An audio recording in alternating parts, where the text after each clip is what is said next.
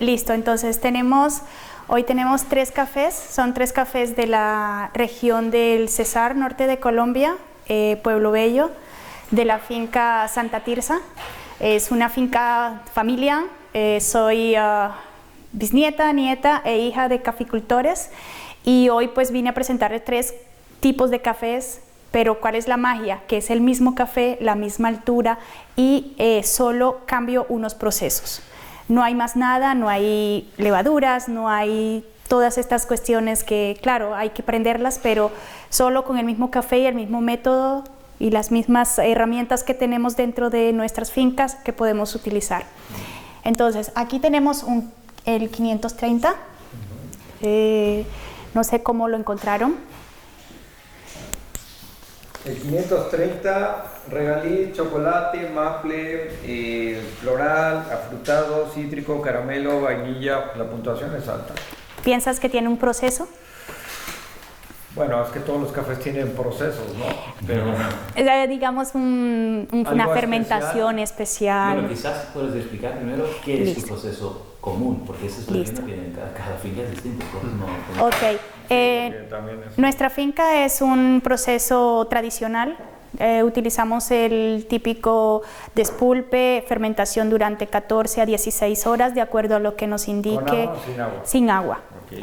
Es una oxidación, es sin agua, y quien nos los indica si está bien es el Fermaestro, utilizado por la Federación Nacional de Cafeteros, y ese es el método que utilizamos nosotros. Okay.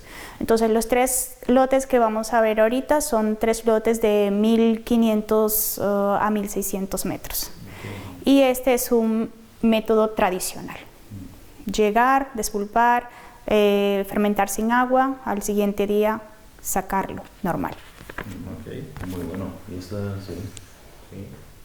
Pero ya la parte frutal, ¿no? de cerezas también es muy interesante ahí, ¿no?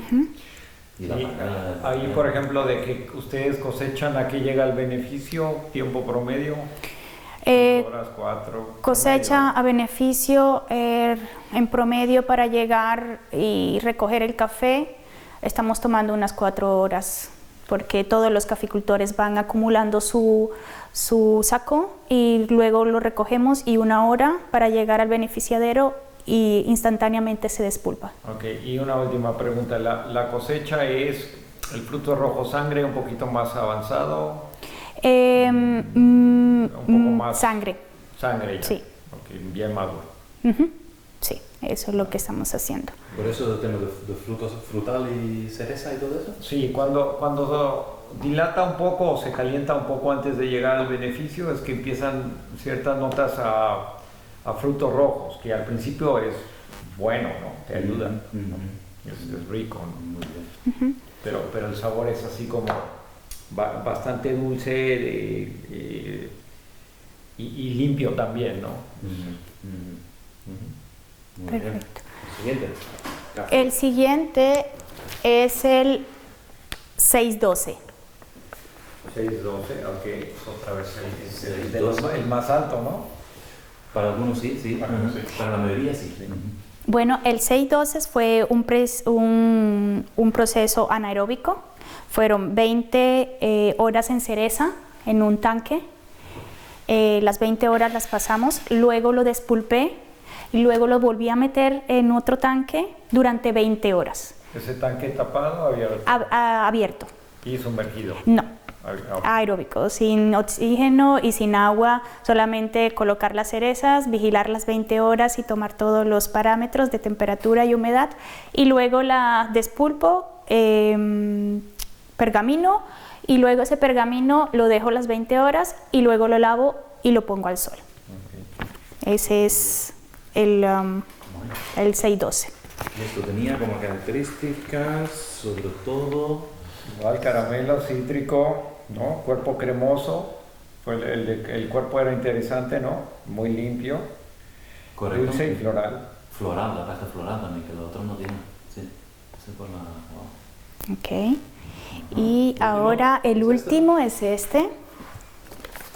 Es el 435. Ok.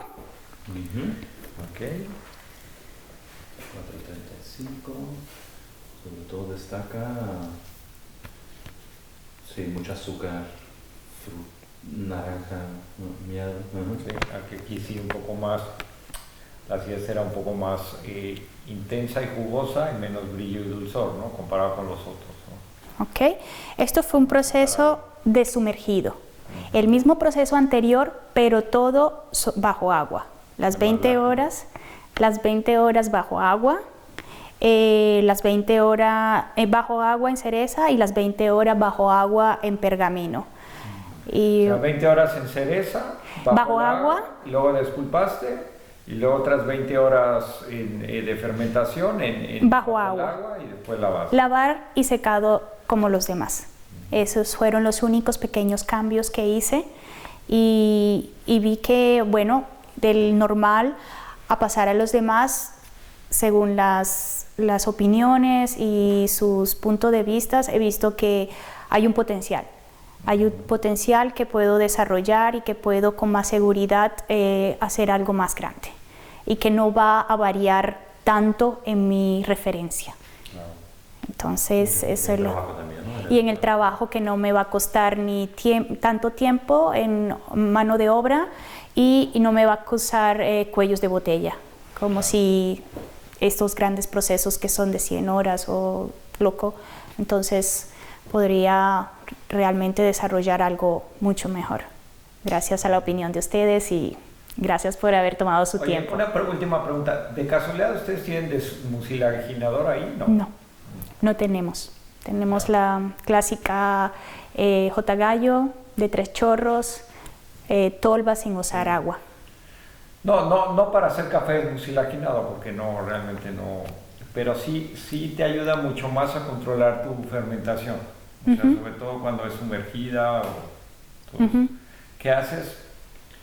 Despulpas, desmucilaginas, pero guardas el mucílago y después se lo agregas al café en un recipiente, ¿no? Y puedes decidir hacerlo sumergido o si no, lo vuelves a asperjar, pero de manera más pareja.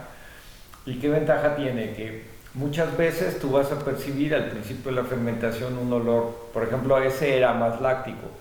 ¿Sí? Cuando tú percibes que desarrolla bien el olor láctico, tú puedes decidir terminar tu fermentación, lavarlo, porque ya lo desmucilaginaste, y sí que tienes una gama mucho más fina de sabores en que moverte, ¿no? De otra manera, si no lo haces así, por ejemplo, muchas veces tienes la fermentación láctica, pero todavía no corta bien el mucílago, entonces no lo puedes lavar. Okay.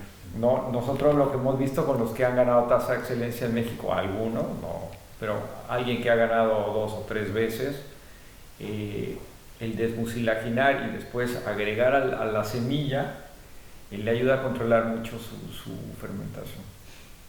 Es una idea que a lo mejor vale la pena, porque sí estás fermentando, pero tienes 2 ventajas. Primero tienes un mucílago más estable, porque aquí, claro, cada mucílago ya trae una contaminación, un grado de madurez, una cantidad de azúcares, etc. Entonces con esto más se vuelve más uniforme y se vuelve más fácil de controlar.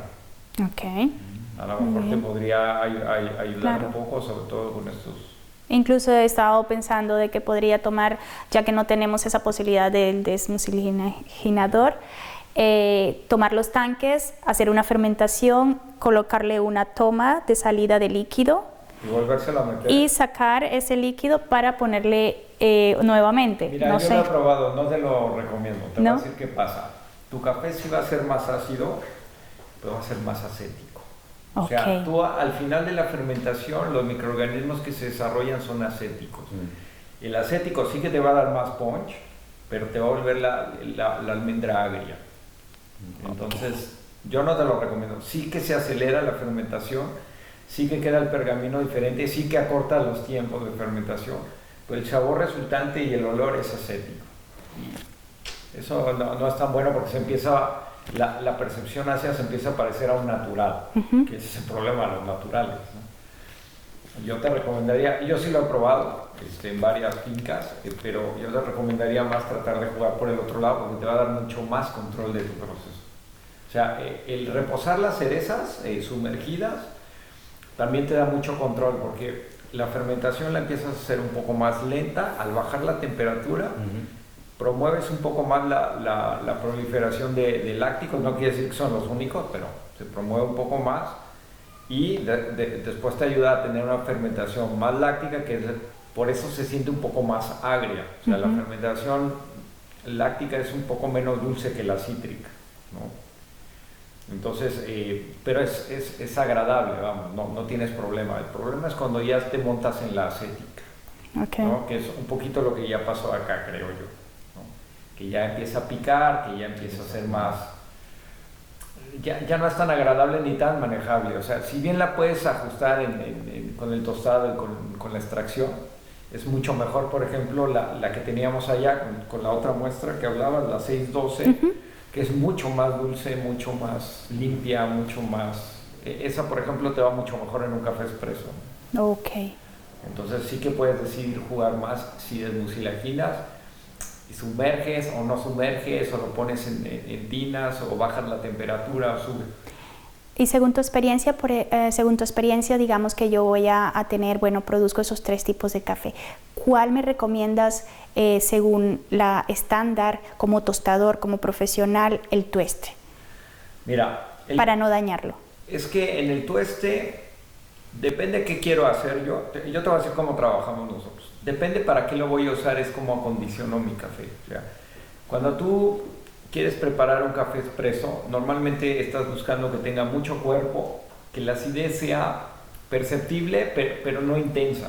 Es decir, que sea como la de una naranja, que sientas la fruta cítrica, pero que no sea agresiva, porque si no se vuelve agria, justamente, ¿no? Imagínate un limón comparado contra una naranja, ¿no? Tú buscas que sea muy apagada, pero tipo la naranja, y no tanto un limón. Entonces, los tostados suelen ser un poco más largos en tiempo, sin subir demasiado tampoco la temperatura. O sea, vas a la velocidad, lo dejas caer más en la curva, porque eso te modula mucho la percepción de la acidez. Después llegas más o menos al punto de crepitación a una velocidad normal, y después lentamente vas incrementando la temperatura. Entonces te va a tomar mucho tiempo llegar al punto que tú estás buscando para un espresso. No necesariamente va a ser más tostado. Y lo que pasa es que en las células del café tú tienes una sustancia que son azúcares, pero son insolubles, ¿no? Se llaman arabinogalactomananos, y estas un poco van abriendo, y algunos extremos se llegan a solubilizar un poco más. Entonces te ayuda un poquito a la percepción del cuerpo. Entonces, tostar largo para espresso sí que ayuda, ¿no? El problema es, si tardas mucho en llegar a la crepitación, lo horneas, pero después lo puedes manejar de muchas maneras. ¿Sí? Ahora, si vas a tostar, por ejemplo, para un filtrado, entonces tú puedes decidir qué tan jugoso lo quieres o qué tan intenso de acidez, pero si tienes acidez acética, va a ser desagradable, entonces la tienes que evaporar. De por sí, al tostar, tú produces ácido acético. Entonces, si ya trae, se vuelve muy agrio. ¿Sí? Entonces, depende de qué quieres hacer. Los filtrados son en tiempo más corto, también depende de tu tostador, comparado con los expresos, ¿no?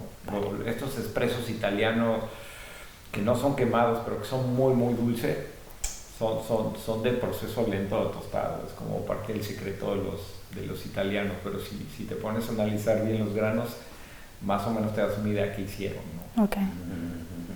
Una cosita, porque es curioso, porque justo esto hemos hecho.